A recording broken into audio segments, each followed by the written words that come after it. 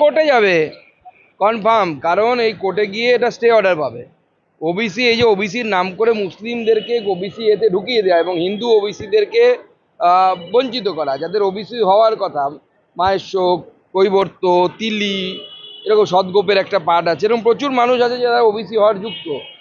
সেই সময় মন্ডল কমিশন 127খানা সাবকাস্টকে পশ্চিমবঙ্গে যারা আছে তাদেরকে ওবিসিতে আনতে বলেছিল, তার মধ্যে অনেকে আসেনি, প্রায় 50-54খানা সাবকাস্ট এখন আসতে পারেনি।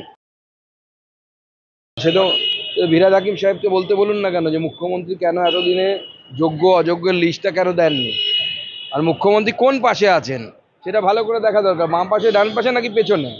মুখ্যমন্ত্রী পেছনে থাকলে কিন্তু খুব সাবধান, ধাক্কা মেরে ফেলে দেবে।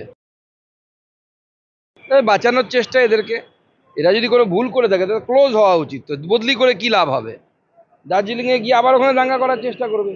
দাঙ্গাবাজ দুজন, মুকুল মিয়া আর আরেকজনের কামারুজ্জামান না কি নাম, এই দুজনকে শোনা যাচ্ছে বদলি করেছে। বদলি করে তো কোনো লাভ নেই, ক্লোজ করা উচিত, সাসপেন্ড করা উচিত।